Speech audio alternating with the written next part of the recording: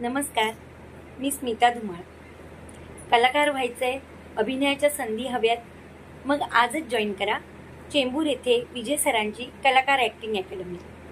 आणि त्या सरांमुळेच मला जवळजवळ 3-4 मालिकांमध्ये काम करण्याची संधी मिळाली. सोनी मराठीवर गाथा नवनाथांची, झी मराठीवर तुला शिकवीन चांगलाच धडा, तेही 2 वेळा. त्यानंतर अबोल प्रीतीची गजब कहाणी, अशा बऱ्याच मालिकांमध्ये मी काम केलं. आणि याची संधी मला विजय सरांमुळे मिळाली.